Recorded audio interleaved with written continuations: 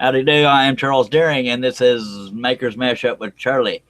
And that would make me Charlie, but you probably figured that out. We have a special guest tonight, Andy Birkey, and after we do introductions, I'll say why I chose him. Was not a last resort, as some might think, and I knew I was going to forget to pause myself on YouTube, so yeah, that's minimized. Great start, Charlie, great start. And I'm frozen up. This is good. Okay, here we go. Okay, we're getting there on a full panel. Our official co-host is on his way. His computer is updating, which is, live things happen. But I'm going to skip the guest and go to him last because, you save the best for last. You know what I'm saying? Anyway, this is the official premiere Maker's Mashup. I had to do something creative that rolled off the tongue. What can you do, eh? And the reason why, for those wondering why I called it Maker's Mashup instead of Woodworking something or other, is because I'd like to open it up to people that don't only make things out of wood. So, and I know Andy does more than just wood, but the premise of the show tonight is, well, it can be about both. But you'll figure it out when I get there and what I'm going to ask him. It's a surprise. So I'm going to start left to right. Thank y'all all for being here. Again, Russ Clarity will be here. If not, he's grounded. I'm going to start left to right. On my left is Chris Ahern, Old Cranky Workshop. And he's not at the pub. He's on the show. Chris, tell everybody about yourself and where they can find you. Hey, guys. Chris here from the Old Cranky Workshop. I do pretty much woodworking, a little bit of everything from lathe to working on the old house we own. I've been on Facebook and not at the pub tonight. I've already been there and back. So, and for the people who keep asking when the video coming, it's coming. You're just going to have to wait. Make them sweat, by golly. So, exactly. Good stuff is always worth waiting for. Thank you very much for being on, Mr. Chris Ahern. And if y'all look for him on YouTube, it's Ahearn is how you spell his last name. Next, we have David Gunn. That's Gunn with two N's. He is in Arkansas. That's why he talks so funny. Just giving you a heck. Thank you for being on, David. Hey, thank you for having me on. I have no idea what the show's about, but I'm happy to be here, brother. I'm David Gunn, DLG Woodworking. Like Charles said, you can find me in Arkansas, in case you couldn't tell from the accent. He says that every show he's on, but I wouldn't be able to differentiate it from Arkansas or Texas. We all talk funny like that, you know what I mean? Thank you for being on, David. Next, we have from Gannett Woodworkers in good old Georgia. We got Mr. Rob Austin with the Shop from Heaven. How you doing over here? I'm doing great. You wouldn't believe how busy I was the last 15 minutes, so I'm thrilled to be here. I'm thrilled to have you. In the last 15 minutes, I finished up mowing my lawn. I sprayed 4 more canes that I was spraying for the canes today. I went up, took a shower, got dressed, and cooked something for eating. So I'm here. My God, you're ready. You want to tell everybody where they can find you and anything else you want to plug or something? Nah, if you want to go to the Gwinnett Woodworkers Association site, we'd be happy to have you come out there and look at some of our videos. But I don't have my own YouTube channel or anything like that. There might be one out there, but there's only 1 or 2 videos on it, so nothing I pay attention to. 10-4, I appreciate you being. I'm not concerned with the likes or anything. I just like seeing what other people are doing. Absolutely, I appreciate that. I appreciate you being here. And on YouTube, he is Gwinnett. Well, him and a group of others. Gwinnett Woodworkers has a YouTube channel, and that is GWINNETT Woodworkers. Yep. Next, we have our favorite friend from over the pond, Jamie Page. I don't know why I talk like this all the time, but there's Jamie Page. Jamie, tell everybody where they can find you or avoid you. Everybody, is this live? Yes. It's about 25. Well, I've got a YouTube channel. I'm on Richard Morley's podcast, Makers International Podcast. My YouTube channel is JP Woodwork. Yeah, so like I said, you can find me on Makers International Podcast. The website's makersinternationalpodcast.com. Also want to quickly plug Steve Twidell from Temple Boy Turnings. He's got a challenge going on at the moment at makersmakeitmatter.com. All you got to do is make a tool out of wood, sign up and submit it over there, and you can win some cool prizes. And the best bit about it is it's all for charity. So, yeah, there you go. That's all I've got to say. I couldn't get my mic to unmute. Thank you, Jamie, for being here. There was something else I was going to ask you or tell you, and I can't remember what it is because No, it's I'm not live. related to the Queen. Bloody heck. All right. I had to G-rate it at the last second there. And, one thing I wanted to say to the folks in the outside chat that may not know, Andy Birkey, a lot of his friends, they show love by trash talking. So to take no offense to what happens in that outside chat, I don't even have to be out there, and I know it's going to happen. Yeah. It's how a lot of us roll behind the scenes. So take no offense unless they're talking. Yeah, I hoping they're at least keeping it PG rated out there. But thank you, Jamie. It's how we show love, baby. Yeah, it's all love. Berkey will take full responsibility, though. Yeah, the thing is, you got to blame Berkey no matter what goes wrong. But thank you, Jamie, for being on. And I'm going to run on over if you don't mind muting yourself, Jamie.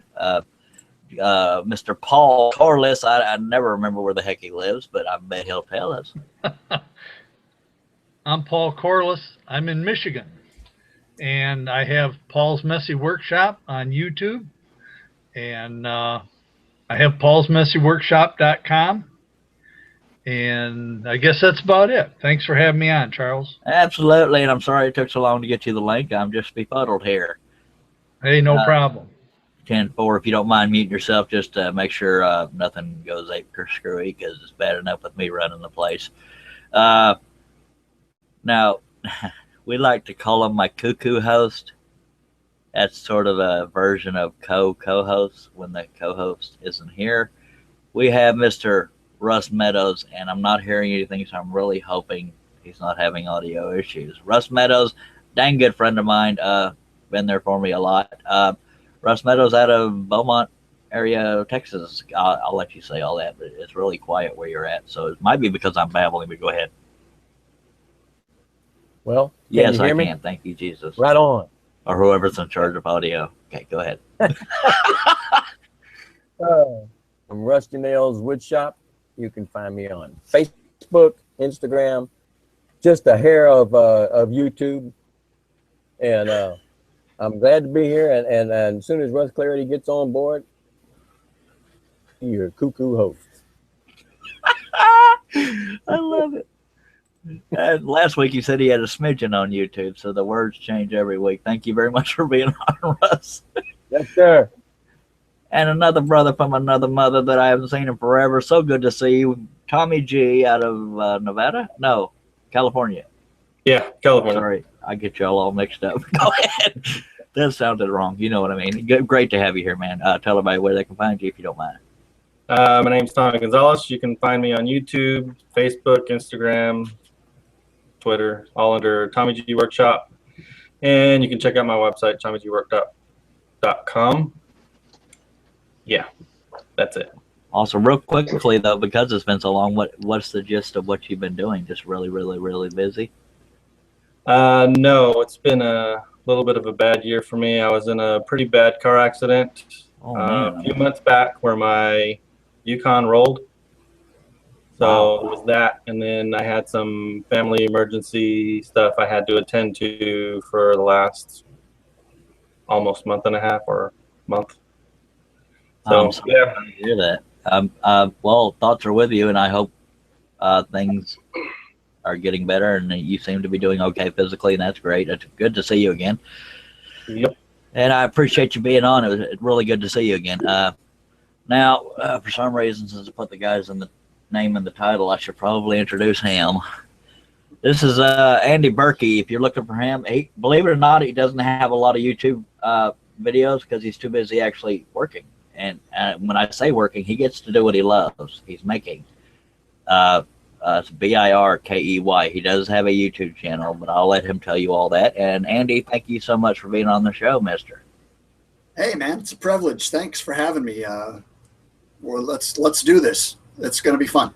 Sweet. Well, tell everybody where they can find you and where you're living in case they want to stalk you. I am in Bloomington, Illinois, a couple hours south of Chicago, and I'm from the West Coast originally, via about 1,000 other places, but this is where I've set up camp for the last couple of decades. So you can find me. Easiest way is blamebirkey.com, and all my social media links are there. Twitter, Instagram, Facebook. Instagram and Facebook are where I'm most active. So, and it's all under Andy Birkey. 10-4. I was about to move on, but you're the last person and you're the guest, so that was stupid. So just forget I ever said anything. Okay. Okay, this is gonna come out wrong. What attracted me to you? Whoa. It's not that kind of show. You are such a versatile maker, and you showed me one picture and my jaw hit the floor. So I'm gonna let you. Okay, but no, I'm gonna go ahead and ask you to screen share and show that picture, and then I'll start asking you questions if you don't mind. It's Sure. the one you showed me from the church. It floored me because you hear about people making things, but then you see examples, and it's stunning. How about that? Can you click on an individual picture? It was the white one you showed me that was inside of a church. All right. Are you able to lock on to Andy? Yes, I am. I'm getting ready to do that now. And for those watching, I'm hiding the panel, so if you're saying you can't see him, that's why. Andy is new to screen sharing, so bear with us. And that's not a dig. I just was able to do this before before the show. Dang it. It happens because it's live. Oh yeah, of course. If anybody during the show on the panel has a question for Andy, please feel free to ask, and Jamie, be nice because I'm pretty sure he's in the outside chat spanking Justin Christensen. All right, can you guys see loads of questions? Yes, I can see your screen if you don't mind double clicking on pictures. I still don't see the one you showed me, but maybe it's that second one on the upper left. But that is just okay. It's the bottom right. But anyway, if you just want to go through the pictures and explain what each one is, and then I'll start asking you questions, sir. Okay. So, can you see this particular one now? It's probably slow and loading, but I saw you click on it. But right now, I'm still seeing thumbnails. Anybody else? No, not yet. Nope. It's the joy of Jamie.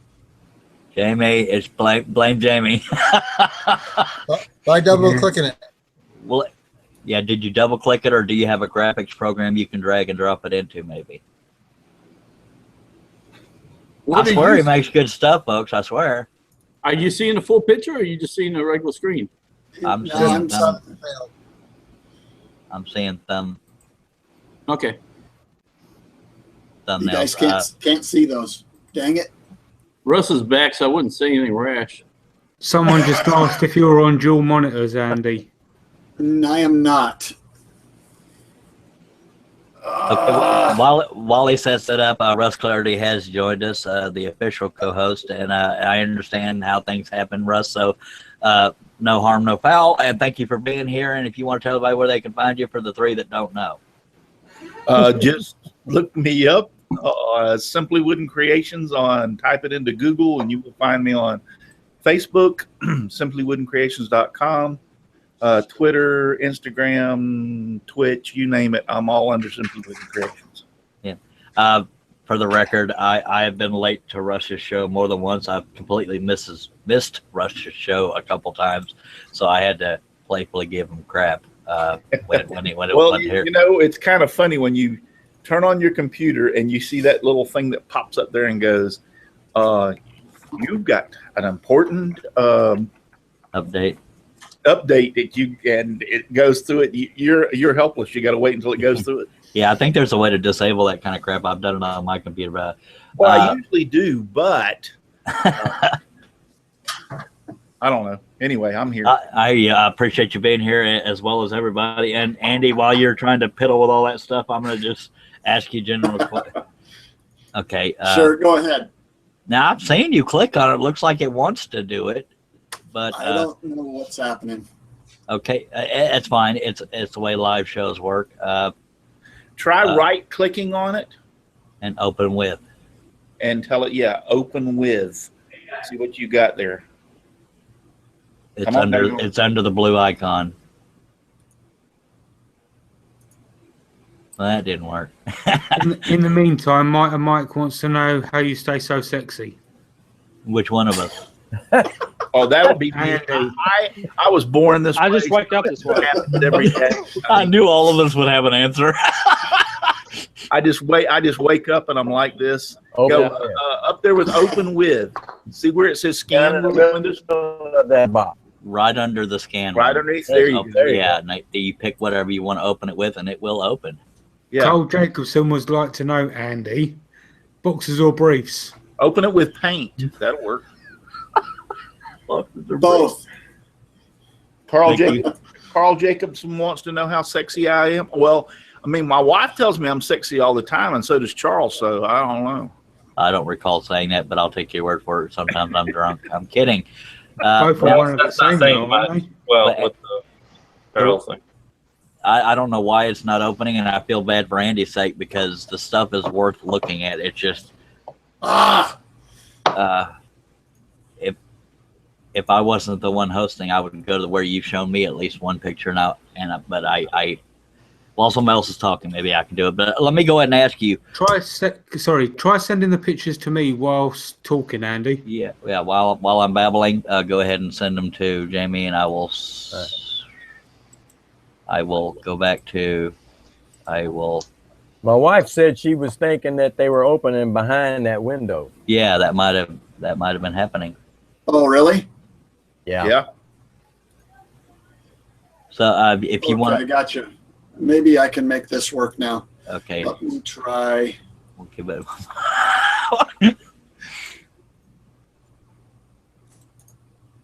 Ding, ding, ding, ding, ding, ding. Oh, Yeah, there's like 20,000 of them now. well, that means screen share is working. Now you All just right. gotta pick the screen you want to share. Okay, Look. can you see that?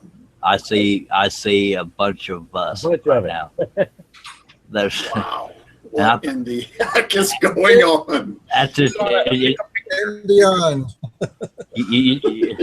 I thought it was bad enough saying one of me. That's Berkey's wife. No, that's what happens when you screen share, Andy. Until you get to the screen you actually wanted to share, all you needed to do was choose what you wanted to share. After that, it would have gone outside of that infinity hell right there. You just go to the tab you want to do, or if you want to minimize what you're in right now, Oh, okay, gotcha. Let me. minimize. There you go. There's no such thing as spare time. I didn't get to read all. There we go. Okay. All right. There it is. Yippee-yi-yo. Awesome. Now, if you want. Yes! Sorry, guys. No, these things happen. If anybody doesn't like it, they can just kiss on the beanhole. You know what I mean? While we teach Andy how to work a computer. Okay, that was Russ Clarity. Okay, we got 39. That was Charles Deering. No, Charles Deering's the one talking now. Okay. All right, yeah, here's go the to one. Here's the one you're looking for. Do you have a way of zooming in on that? If not, don't hurt yourself. Okay. Now, my God, tell me that is not gorgeous, folks. So Now, I'm being serious here. What part did you do of this? Pretty much all the furnishings that you see there ground level is all my work, and a lot with this the stuff on the walls. But the big piece that draws the most attention is this particular piece here, called the Reardos, which is 29 feet tall, 19 feet wide, and 6 feet deep. That is just freaking gorgeous. Now, when you zoom in, do you have a way of scrolling up to where it shows the actual piece? Maybe not. There it Yeah, is. there you go. There you go. That man, I'm just floored. How many different tools? Okay, for one, how many different tools did you use on that one project? Everything in the arsenal. The thing about this was we were completely without direction and advice. So it was really any way we could cheat, steal, borrow. Everything from making setups on a lathe with a router mounted over the top of it to molding and casting.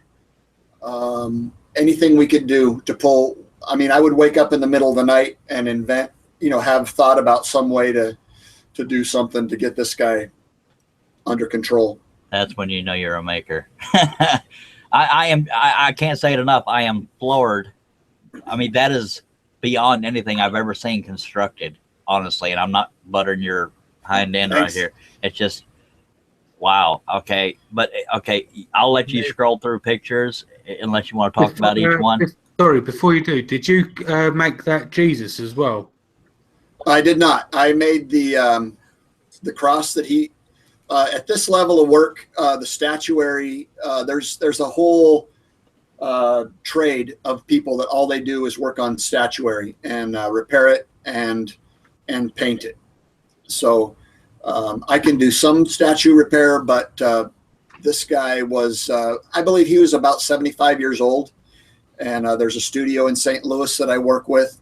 She does amazing work. And a funny story, I did have him in the back of my truck, bringing him up from St. Louis, 2.5-hour ride. And we stopped at a rest stop, and I realized that I was getting strange looks because I had a body wrapped in plastic in the back of my truck. Well, that and Jesus is supposed to sit beside you in the truck. He's your co-pilot. Come on now. he was fully laying down. His arms come off, so his arms were beside him, and he was wrapped, but you could definitely tell it was a body. And I told my brother-in-law who was with me, we've got to get going because somebody's going to call the cops. Yeah. Now, what is that thing called? Is that called like a mini cathedral? I mean, what did they tell you when you came in and they hired you, what is it they said they wanted? Just an ornate? Well, basically, in the mid-'70s, a lot of Catholic churches, a lot of this stuff was, the original furnishings like this were torn out in the sake of trying to be more modern. Yeah. So what we did is we took, and this goes right into, planning and, design work is, I worked with a designer on this one, and we tried to take the spirit of what was there originally and replicate as closely as we could the spirit of it. We didn't try to duplicate it by any means, but, budgetary concerns, skill level concerns of the craftspeople. And this is what we came up with. Well, when you say the spirit of, I assume it's like when you're decorating a room, you want to kind of keep the theme going, but not make copies of everything. That's exactly right. Yeah. I guess correctly every now and then. That is freaking gorgeous, man. Where is this located? This is here in Central Illinois. Wow. I would love to see that in person. I really would. That is gorgeous work. With a truck and a tow chain and a trailer. This particular piece here, there's two of these, a St. Joseph's altar and a St. Mary altar in the same church. This guy's about 19 feet tall and I believe 12 feet wide. Hey, Andy, what's the time frame on building something like that picture there? How long does that take you to build, start to finish? It's a little convoluted because with the two smaller altars, I did them concurrently to try to save some problem solving time. But I believe I've had about I'm going to say 4 or 5 months into these two, and then about 6 months into the big one. Wow. And people complain if I take a week to do a scroll saw cutting. I mean, my God, man. Feel free to keep scrolling. Sorry, what's it actually made out of? What? Oh. Good question, Jamie. That is a good question. I assumed wood. Can you see my my pointer moving around? Yes, sir. Yes, sir. Okay, cool. So basically, all this stuff, as ornate as it looks, it still has to be broken down into its simplest forms. So this lower section right here, we basically started with a plywood box, and then just began adding layers on top of it, and a lot of these areas there was a total of about 12 layers by the time you got out. So the hardest part was actually taking the design and working backwards into it before you could start building out. Does that make any sense at all? It somewhat does. Can you zoom in on the area that your cursor is pointed at? Because I'm hoping maybe it won't get too blurry if we can zoom in on those ornate front things on the box. There we go. That's so just, yeah. Wow. So this level right here that I'm pointing at, that's the right here, is the front of a plywood box. And then you begin to build out layer upon layer. You can see this lower area, how it really flares out here. And there's just a ton of different layers. So I've always said Gothic woodworking is basically just another term for layers. And then the same thing up here. This what you see here, this is a cabinet. This area right here is a square box. And then we start piling all the goodies on top of it to make a wedding cake. Wow. I can't say it enough. I mean, I am floored. Did you make those two white things on either side of that? These guys? Yeah. No, they're not showing yet because you're zoomed in. But the little, the white pedestal looking thing. This thing? Yes, sir. No, that is a 100-year-old marble baptismal font that we had restored, which was kind of a cool process to be around. But that's actual stonework there. Okay. So Jamie, plywood, poplar, basswood for carving, statuary hydrocal, which is a real hard plaster. We cast some of these panels. These panels here are statuary hydrocal, which is epoxied to a backing. We also used, in some of the higher abrasion areas here, we would carve one of these finials and then cast them in cold cast plastic. Ah, so that's efficient. Saying you had other people helping you? I had one other person, my brother-in-law, that worked for me for 5 years, was with me. He did an amazing amount of work. For instance, these little doodads here are called crockets, and I would carve one of these. There's this one has about 10 different sizes in it, but I would carve one of those, and then we would make a mold, and he would cast them out of cold cast plastic. Andy, did you do the gold leaf on it too? I did not. I had a decorative artist that we were working with. So that would be one thing I would have to say as a caveat is after I got done with this, there was a good month of the decorative artist doing the different layers of paint and the stencil work here and the gold leaf work. So there's a bunch of money tied up in that sucker. With just exactly. I mean, I can only. I mean, okay. Now, that thing right there, is that called an altar? Is it called what is that thing called? Right. This is a St. Joseph altar. There's two of these on what's called the side aisles of a Gothic church, and they're pretty significant. The one that matches this, the St. Mary altar, we had kind of a crazy moment.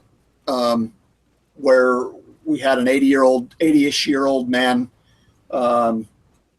sat when we were working in the church. He was sitting in the front pew, and he began to cry. And so I went over and asked him if I could, get the priest for him or anything. And he said, "No, you've done quite enough." And I went, "Oh boy, what happened?" And he said, the last time I saw this altar here, my bride was kneeling at it at our wedding.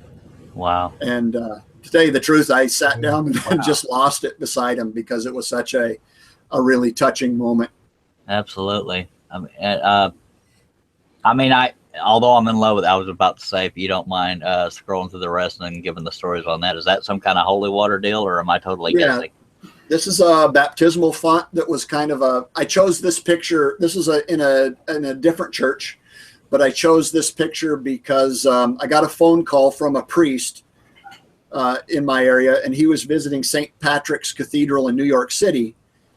And he said, hey, I'm getting home on Monday. Can you meet me over at the church, because I've just drawn a design for the baptismal font.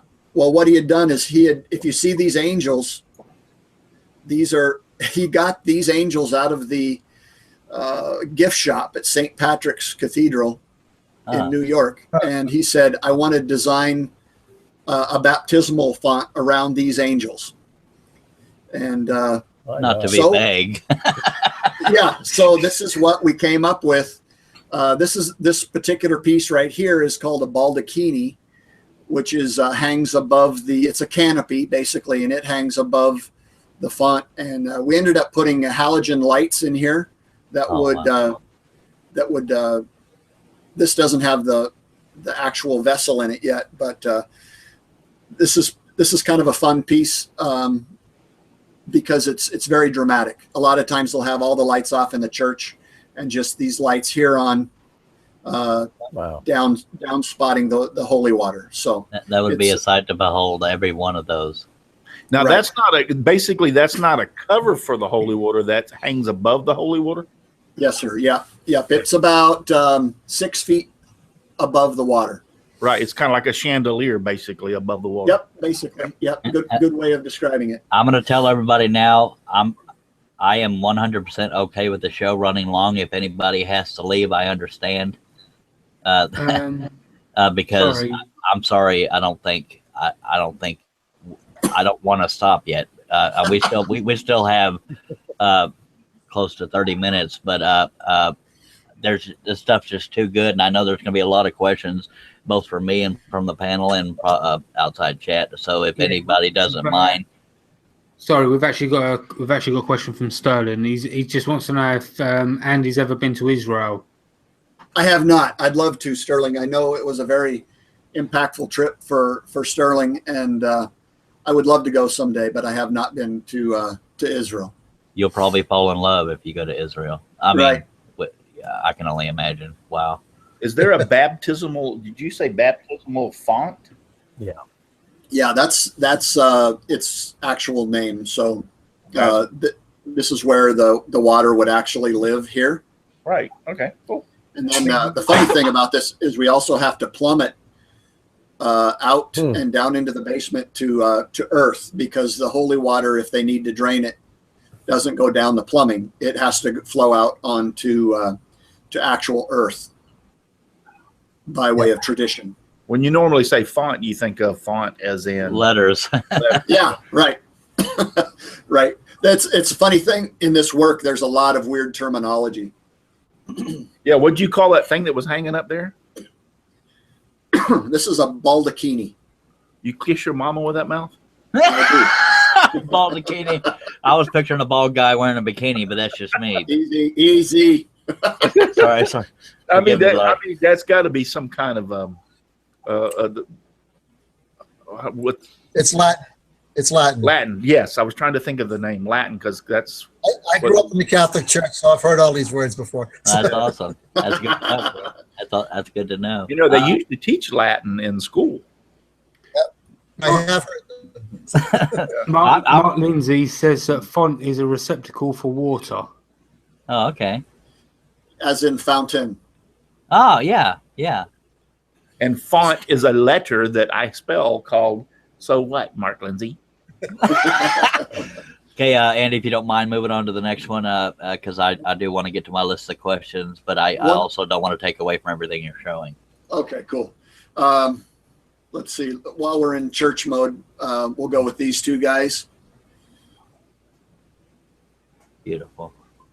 These guys are statuary, and here's another word, plinths. Plinth, a plinth. So, and that's just means a decorated box for a statue to sit on.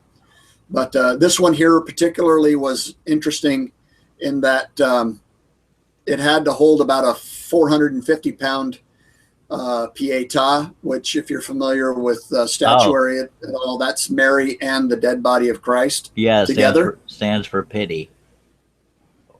Right. And so that's a very, very heavy statue. And it was this one, I believe, I sized this box for the particular statue. And I believe it was 3.5 feet deep and just a bit over 6 feet long. So with all the decoration that's gone on here, the actual tricky part was making the structure heavy enough, but still movable so we could move it into place. Okay. Andy, do you have an actual business name, or is this all just word of mouth? I do have a business name, J.A. Birkey and Associates Limited. Okay. I don't. I tend not to use that too much. I named the business that when I was trying to sound big and corporate. Yeah. So he's all official, like. Yeah, exactly. Well, you think Jane Birkey ain't gonna get you no work? No. I have more fun this way, though. Absolutely. This is another aspect of my work. This particular, the white that you see here, this frame is called stained glass tracery. And this tracery here was so at risk that I could get up on this particular spot right here and move it in and out 6.5 inches. It had that much flex to it. Wow. So we took out all of these panels of glass and took them to a stained glass studio to be restored, and then laid this entire thing out, which was 22 feet tall, 12 feet wide. Laid that out on the floor of my shop and began the reconstruction. Man, I'm amazed. It sounds like you have a very large network of people that you rely on, and that's a good thing to have, obviously. Yeah, I need to with this kind of thing, especially now that I'm down to a one-man shop. You know, there is a network of people that do this kind of work, and you know, you can not work with them for a decade, but then you get back together, and if you're cool and people enjoy working with you, you know, that's 3/4 of the battle. And that looks like the interior of that same window. This is the interior, correct? Absolutely beautiful. Wow. Interesting story. This piece right here, this is one of the last times I had employees working for me. We had this all scaffolded, and one guy was holding this window in with no stops whatsoever. And we were down below, and his only job was to hold that in the hole and keep it from crashing down to the floor 20 feet below. And I looked beside me, and he was 8 feet down, standing right next to me, down about here on the scaffolding. Golly. And this guy was just standing there free. One little gust of wind, and that thing would have. So I'm guessing he was unemployed after that day. He was unemployed, and I didn't realize how fast I could move because I scurried up that scaffolding and got a paw on that thing in about 2 milliseconds. My God. Wow.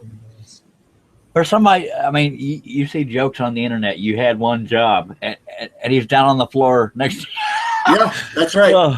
Now, do churches tend to be your biggest clientele, or is that just your best? It really depends. It depends on the politics of the church. You know, we were severely impacted. Chris can speak to the Boston scandal that happened with the abuse of the altar boys. Yeah, that impacted my level of work here because all of a sudden people weren't so cool about giving as much money. So it really depends on a lot of things, and I've learned to not base my business solely on that. And I enjoy stepping away from it too. So that just happens to be the most sexy stuff. Yeah, That stained glass window that you were working on, there's a couple of questions people asking. How old was that? That was about, I'm going to say 85, 90 years old, something like that. Wow.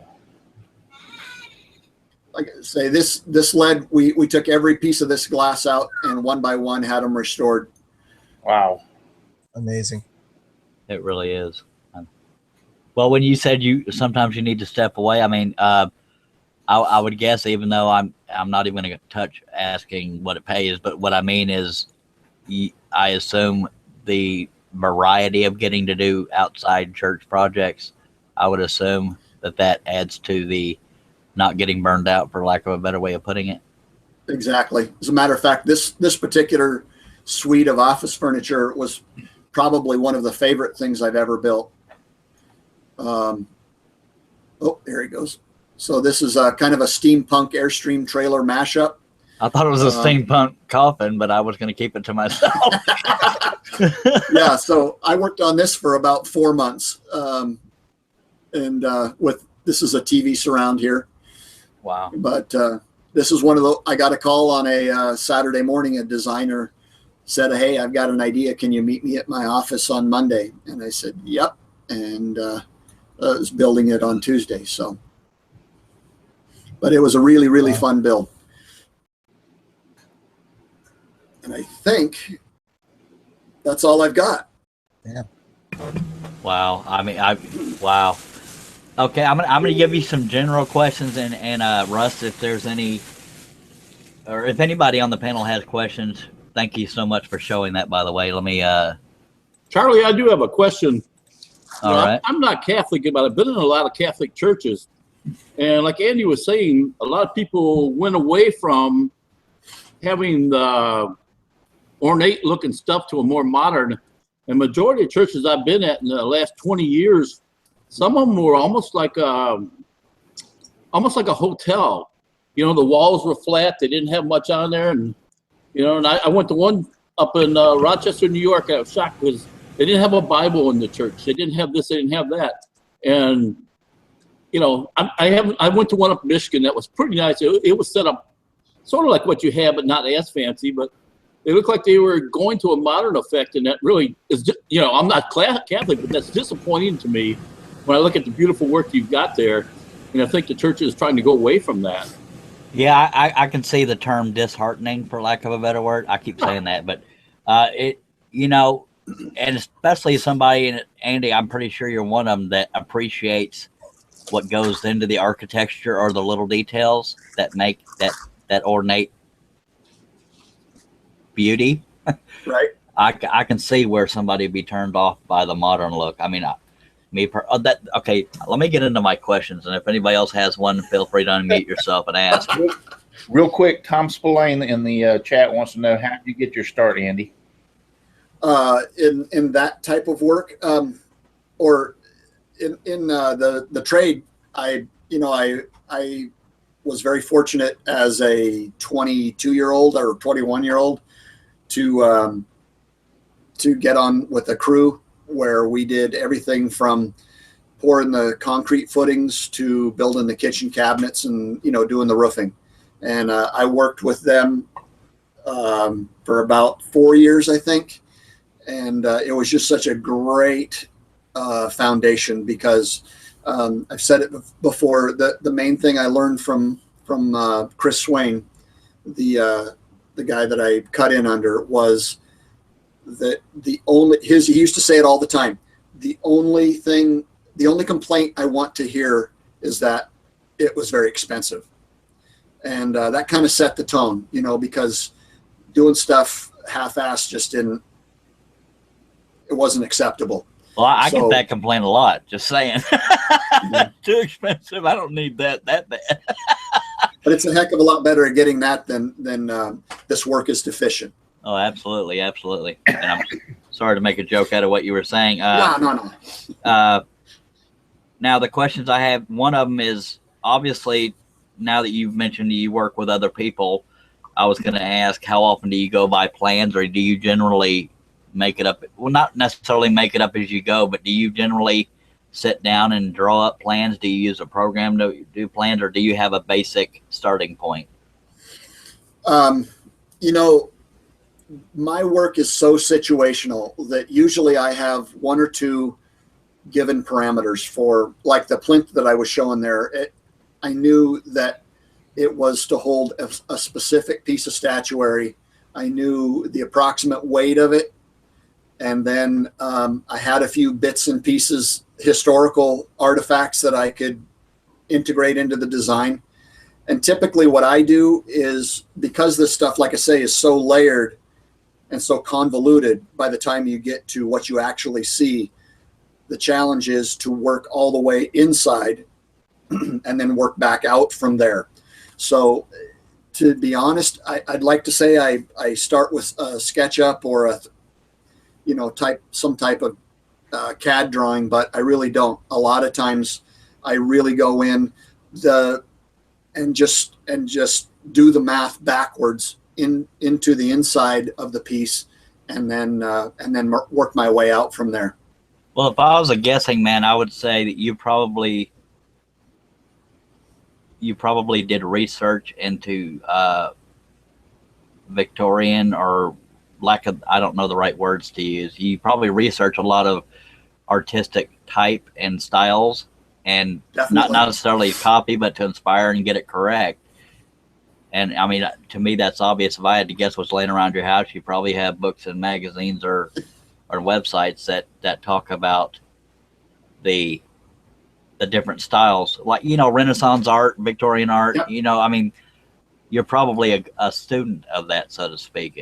I would guess that's a correct assumption. Yeah, it's really true. There, a lot of what you've just seen is Gothic style and Gothic architecture, and it's funny because it's a very hard line style. You don't go into a green and green piece and then, you know, start messing with it. If you're going to build a green and green piece of furniture, you have pretty rigid guidelines of what makes that green and green, or Art Deco, or, you know, how stickly. You have to stay in those rigid parameters, and Gothic architecture is very rigid, and because all of that stuff has meaning. There's a shape with 3 circles in it that look like a clover. That's called a trefoil, and it signifies the Holy Trinity. And you start messing with people's vision of God, man. You don't negotiate with it. Yeah. For the sake of the viewers, although the basis of the show isn't religion, the Holy Trinity is Father, Son, and the Holy Ghost. That's just for the sake of curiosity of anybody watching. Correct. Thank you for that. I'm trying to get through these questions without looking like I'm blowing off the answers. Now, pricing. I'm guessing you don't really have a formula for pricing, because it is very situational. Because if I was doing this type of work for money, I wouldn't be doing it anymore, to be honest. I've said many a time I could make more money today with 3 apprentices and a trim crew, and just trimming out new houses, you know, putting the doors and the cabinets in, because that's this real, you can quantify it and make it a repeatable process, which means you make more money. And the thing I love about this work and my world is that nothing is ever the same. And that's well, that keeps it interesting. It keeps it interesting, and it also keeps it interesting money-wise, because sometimes you really eat it, and sometimes, you know, you do well. And that's a great way to put it too. This may be a little vague, but do you have a favorite project and a least favorite project, whether it was commissioned or just what you were doing generally? Yeah, I mean, the big, because it's kind of my signature piece, the big rear dose that I did there that you guys saw the picture of is probably one of my favorite, because the thing that you don't see there, but the most challenging part of that whole thing was the structure of it being 29 foot tall And also, we're only 2.5 hours from the New Madrid Fault, which is, the seismologists say, is one of the most at risk for a major earthquake. Wow. Faults even more than like the San Andreas or anything like that. It's been building up pressure for a century, and so seismic load came into play. What's called the liturgy, how they use the area, that was a design parameter. Its shear weight was a parameter. There was just so much that of planning that went into it before we even laid chisel to wood. Well, see, if nothing else proves it, that you care what you do. I mean, the average person wouldn't think about, well, okay, they would think about the environment that it's in, but like the seismic thing, the average person building something wouldn't even factor that in. And it proves how passionate you are about what you do and how seriously you take it. But okay, what was your least favorite project or least favorite style of things you've had to make? Right now, I was just telling a guy that walked in the shop today, I am so over casework. I have built a bazillion kitchen cabinets and built-ins and all that kind of stuff. I mean, not to denigrate it at all, because it is good work, and it's a great place to start making and to keep making. But again, I have this complete maniacal aversion to repeated processes. Yeah, well, after that cathedral looking, I know you gave it a name that started with an R, but after the cathedral looking things you do, I can imagine that being like a typical box. It takes me most of a day to make a picture frame. That's why I'm drooling over your work. But I mean, yeah, I could see what you're saying, for lack of a better way of putting it, and I keep going there. But to do something as basic as a cabinet, even though some of those can be pretty ornate too, to doing that cathedral type stuff, it's just, I can see the lack of appeal of going back to the basics, so to speak. But even on that plinth, you had to take in mind the weight it was going to hold. So structural integrity, aside from the seismic stuff, has to play a part in quite a bit of what you do. Right. They're just big. That we estimated that the big rear-dos at about 2.5 tons. Wow. So you're more of I guess I would say you like the one-off kind of a job instead of being stuck in such a rut of doing cabinets all the time. You'd prefer to do a one-off piece. The riskier, the better, Russ. To be honest, I like that adrenaline rush.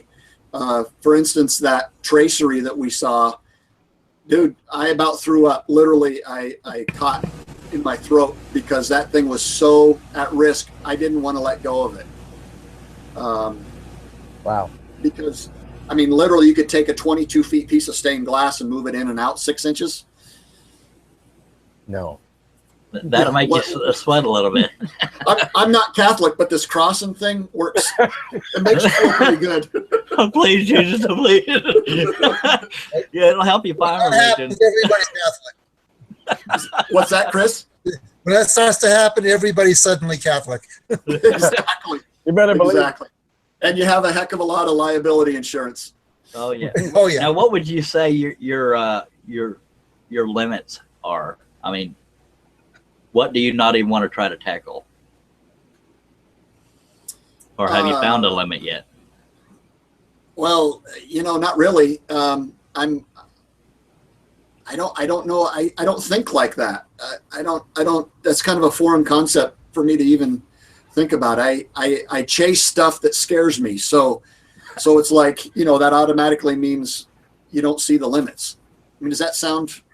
Yeah, that makes sense. I mean, that's very admirable because, my ex-wife scares me and she chased me, but it's a whole nother topic. Do you have when it comes to how you decorate your house or things you build for your house, do you have a favorite personal style? Like for me, it's rustic. Yeah, believe it or not, we live in a 1924 bungalow, and because we like very simple stuff, and because it matches the architecture of this house, we tend to go with arts and crafts stuff. I make pretty simple, Stickley. I like a lot of Stickley style of stuff. If you're familiar with them, I'm not. It's pretty basic arts and crafts movement type of 20s, early 30s type of furnishings. Like you would say if you were going through an old president's home on a tour of some kind. No, this house is kind of like the mechanic's car. An experiment in the making. Yeah, all my clients think I live in this, cool museum thing, and it's a train wreck around here. Never done. Well, that's all the questions I have. So if anybody on the panel or the outside chat has anything, please feel free to.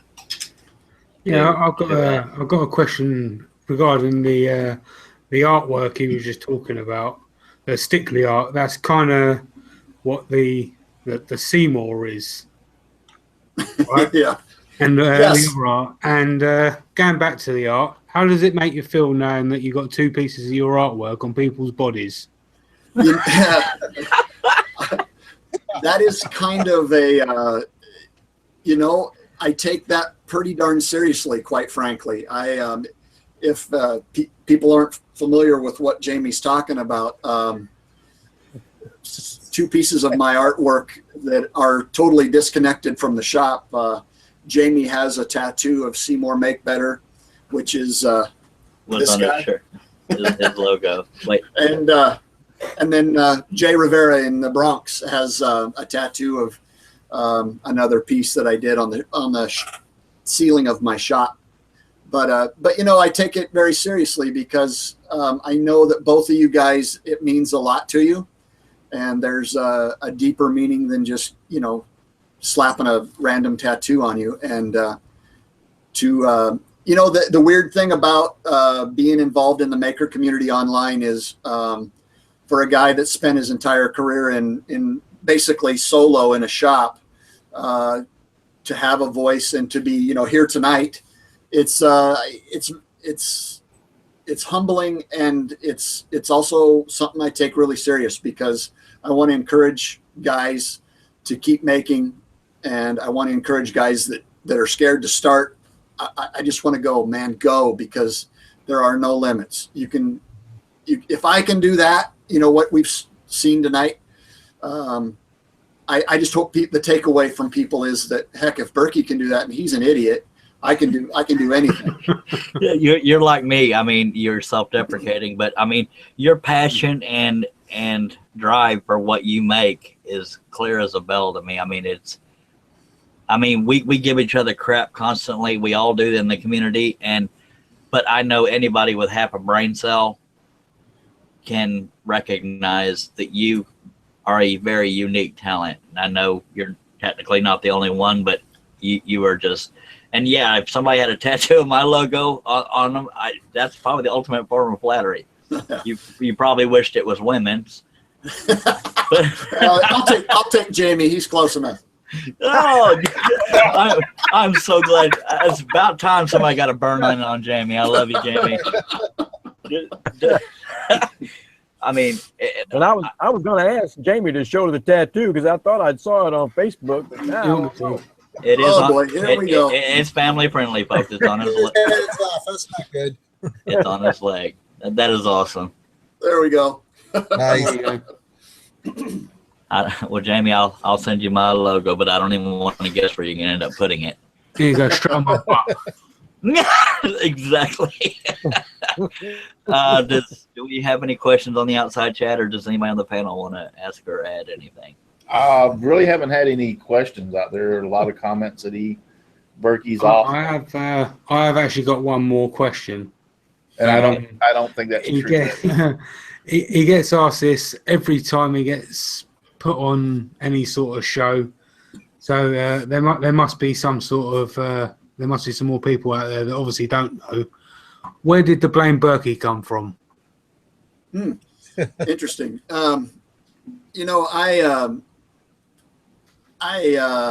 Let's see. Where did it come from? As a form of meditation, I wake up at 4 o'clock in the morning, and I'm usually out in the streets or out in the county by 5 o'clock in the morning.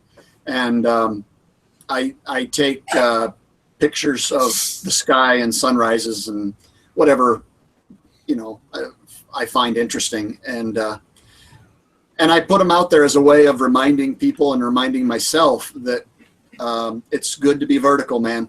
It's really cool to be alive another day, and to not lose track of that, because I know for me, when I started really concentrating on that on a daily basis, my whole world changed. And you know, just to be grateful. And the guys started picking up on that, and it's kind of Bill Lutz actually started it, and then David Lockard got onto it also, and it took off from there. But it's just my way of kind of trying to encourage guys to just go and enjoy today, siege the day, I like to say. Now, even something as silly as that can be flattering in a sense if you think about it, because Bill Lutz is mainly known for what's a Lutz. I mean, it's his last name, and it's these little trends start. Jamie's known for his sense of humor, his accent, and his photoshopping. I don't even want to guess what I'm known for, so we'll skip over. Where I was come from. I know, but you're bloody funny Brit right there. But I mean, I don't even want to guess what I'm known for. But they just, I mean, to be known in the community, and this it still amazes me you don't have that many YouTube videos, but people think that the world revolves around YouTube. You're too busy working, and it would take that much longer to try to film everything. So I can imagine why, because I expected to go to your channel and find thousands and thousands of subscribers. I think you have a little over 100, but I said it's probably because he doesn't film everything he does. But if you did, you and Jimmy DiResta would be roommates. I mean, I don't. That sounded like a fanboy, but you know what I mean, right? Well, I appreciate it. It's yeah, you know, I don't know. I'm trying to transition away from some of the more mundane jobs that I have typically taken for you know, to pay the rent. Yeah. And I would like to replace some of that income with online stuff, and I'm heading in that direction. But it's I'm taking a much slower approach than, you know, guys that have the capacity to you know, drop what they're doing and go full bore into YouTube and online creation. And yeah, some people are more into the actual pack, and this is not a dig on them, but some people are, like you, are more into doing what they're doing than what am I looking for? Making a celebrity status out of it. You're just passionate about what you do, and it shows in your work, and I think that speaks for itself. Is there anything do you have any goals? Something you haven't made yet, but you would love to try? I mean, because you've already struck me or come out and said that you're not afraid to try anything. Is there anything that you have a goal? Do you have a goal of something you want to try?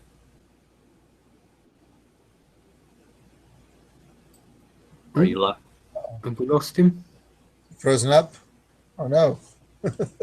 How about save? Did I say something wrong? Question hanging out there, and he's frozen up.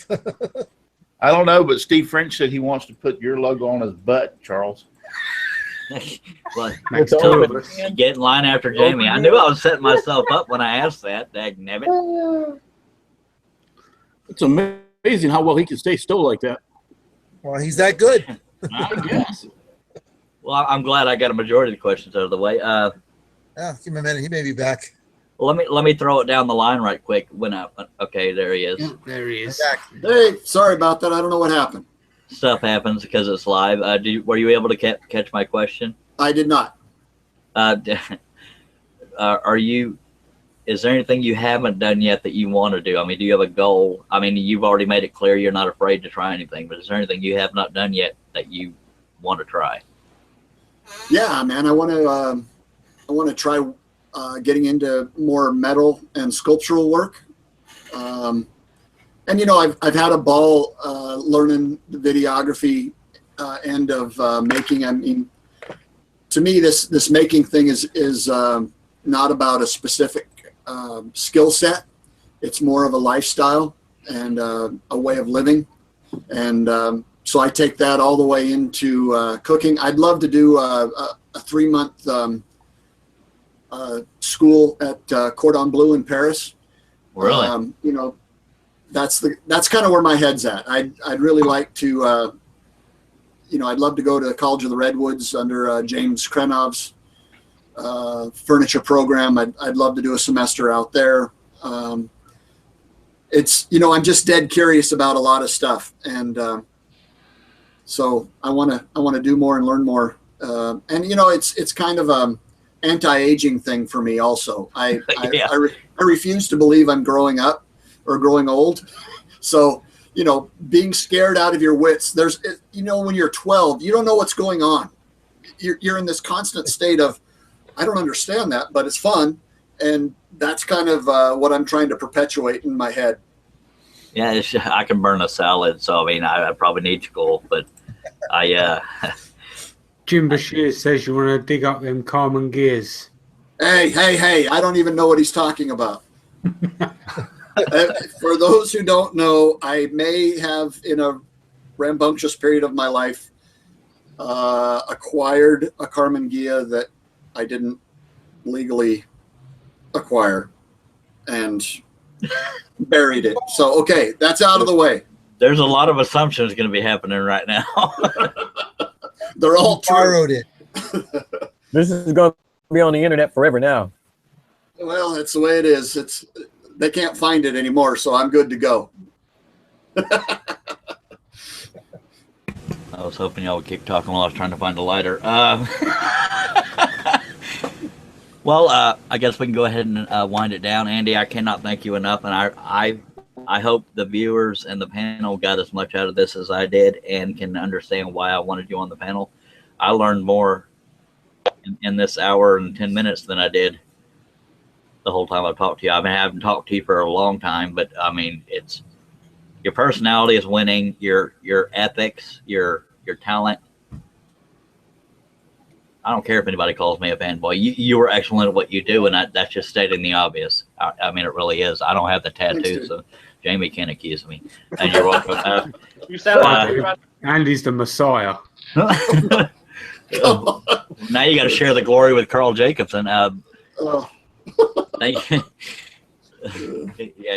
Anyway, I'll tell you, that is one thing I want to learn is in a couple of weeks I'm going to be with Carl in his shop, and he's gonna show. I've never used a lathe before in my life, correctly anyway. I've used what do they call the centers? Is that what they call them? The pins? Yeah. I've used that and mounted I didn't know how to do the chisels, so I mounted a router above it and did all sorts of stuff. Oh, that'd be awesome. Crazy stuff. But Carl's going to show me, I'm going to spend a day with him, and he's going to show me how to use a lathe. So I'm pretty jacked up about that. Make sure you stand in the danger zone. I kind of What's like that? I want to see Make sure you what, don't- go ahead. No, go on. That's the video we want to see.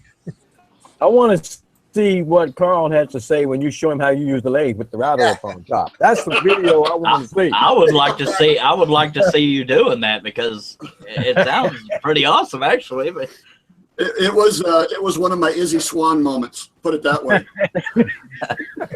Just I make was sure you don't channeling stand in the danger zone. Exactly. Yeah, that's the one where you tell all the employees to get out of the shop before you turn it on. Exactly. Yep.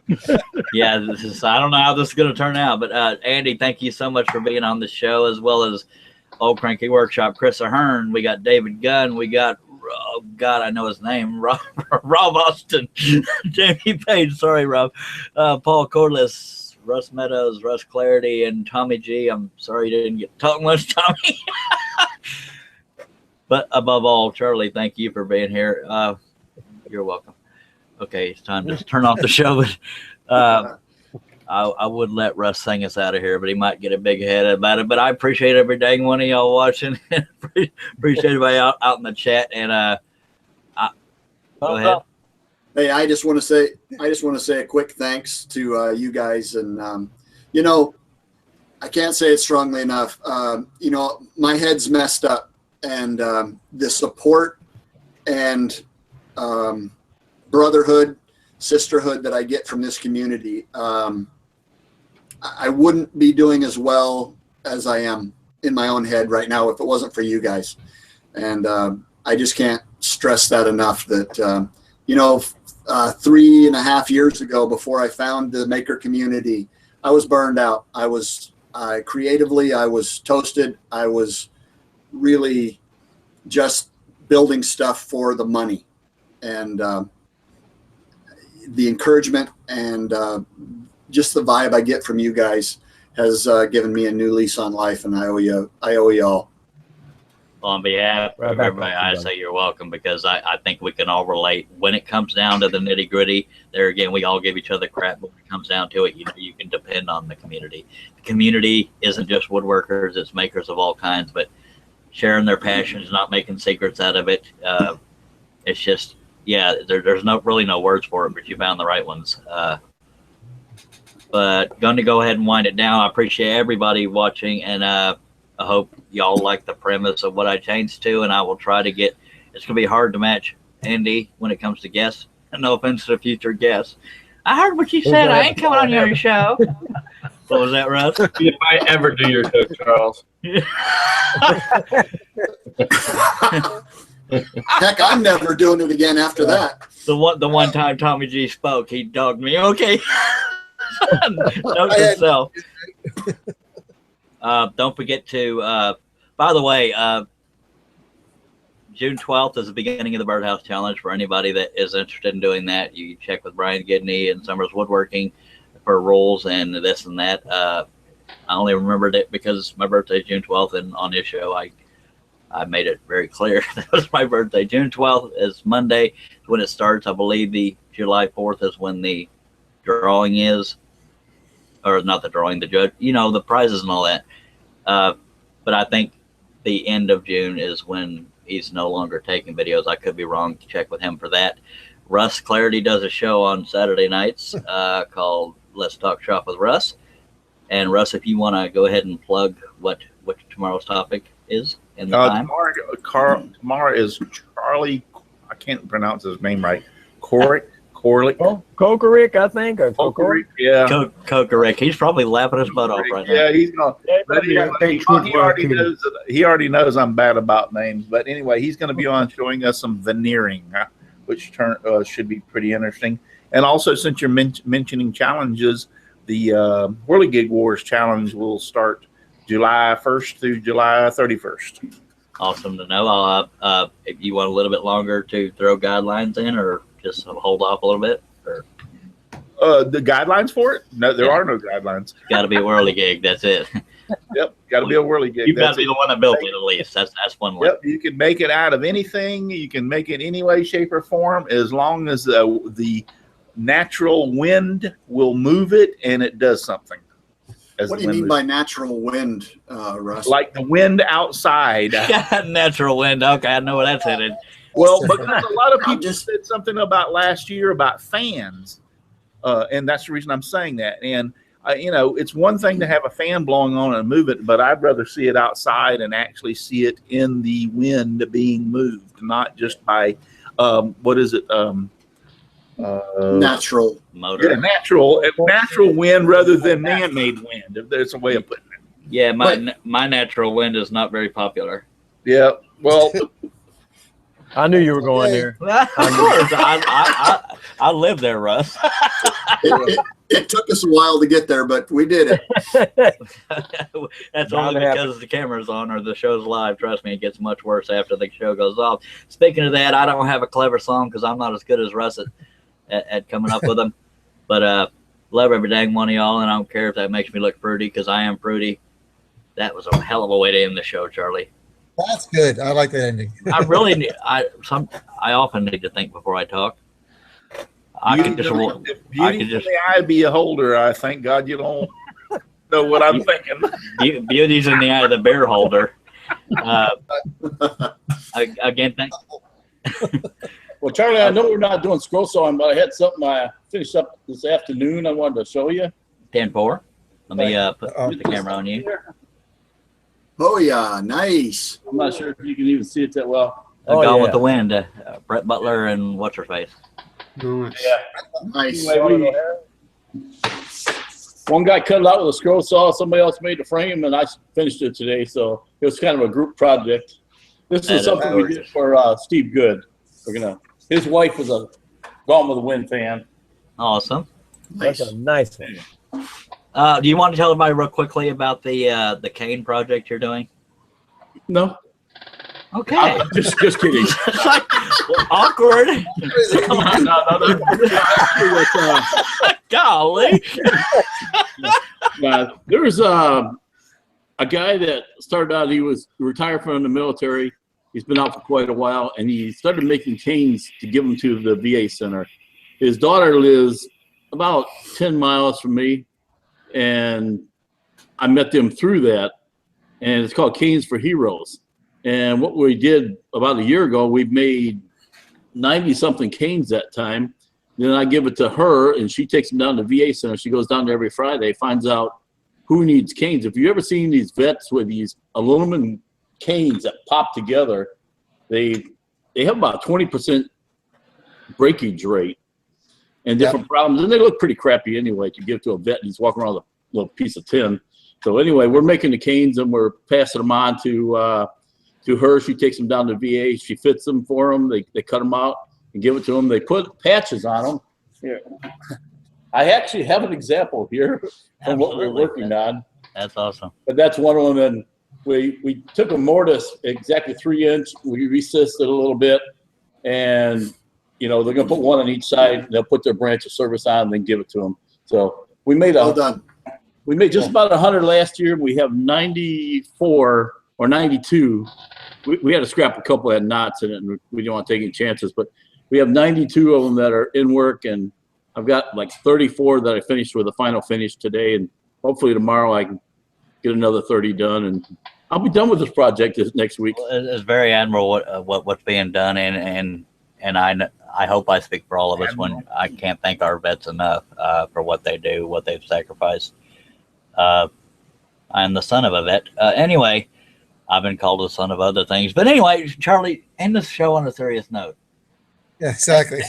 It's rare. By the way, it's not admiral, it's admirable. You give me heck all the time about my pronunciation. It's admirable, not admiral. Yes, Admiral. I thought I said admirable. I at least knew what word I was looking for. You said admiral. Oh, go to Rocklear. Anyway. Love you, buddy. There is a scroll saw challenge. Justin Christensen publicly challenged Andy Birkey to a scroll saw challenge, but other people are invited. It's basically, it's fun to trash talk, but the premise of it is to get more people to try scroll sawing. And Andy Birkey, you don't have near enough scroll sawing projects out there. I'm a little ashamed. Hey, can I toot my horn real quick? Absolutely. Just thank God we don't have a smell on these things. Go ahead. No, tomorrow I'm going to be, you're talking about scroll sawing, I'm going to be at the Rockler store in Altamont Springs, and I'm going to be teaching people or showing people how to make wooden bow ties. And yeah, we're going to, there's supposed to be 8 people every hour on the hour in there. So if everybody shows up, it'll be, yeah, wooden bow ties. There you go. Oh, nice. Yeah, so I'm going to be teaching people all day long on how to make them for Father's Day. So they'll get to not only make it, but they can take it home after they decorate it. They can take it home, and the kids can give it to their father. So yeah, I'll be doing that. I saw that yesterday. I kind of wanted to get see it, but I'm not going to drive that far to see it. I guess I'll just figure it out on my own. I got the patterns. If you want them, I can give them to you. That'd be nice. I appreciate it. Yeah, I would. I'd like to have one of those if that's okay. Real quickly. It may already be over. It tells you how well I keep up with things, but Karol Kolonowski of KK Make, I believe is his YouTube channel, is doing something for kids. Does anybody know the detail? The details on that? I believe you have to do a project that with a kid and film it. It was supposed to end on the 31st of May, but he did extend it for a little bit longer. So a few days into June. I'm not sure when, though, to be honest. I should do because the podcast is sponsoring it. Yeah, and I'm sorry, Karol. Some people call him Carol. I believe it's pronounced Karol. I could be wrong. He's I apologize for not getting that out there sooner. I usually try to spread out the news. And again, don't forget to watch Rush's show tomorrow night and keep up with the Makers International podcast with Chris Cute, Alan Robinson, Richard Morley, Jamie Page, and Joe Whitaker. Did I get everybody? Yep, and we are live on Sunday at 4:30 Eastern Standard Time. That's 3:30 Central for y'all Texans, by God. Thank everybody for being on. Thank everybody for watching, and we'll see y'all next week. I can't say scroll on because it's not a scroll saw based show anymore, so I'll just say Blame bye. Berkey. Thank you. Yeah, blame Berkey. That can't be my traditional ending, but I'll say this time blame Berkey, and thank you so much, James. Should have ended it 30 seconds ago. Okay, thank y'all for being on. We'll see y'all next week, same time, same channel. I'm going to go ahead and say it. Scroll on.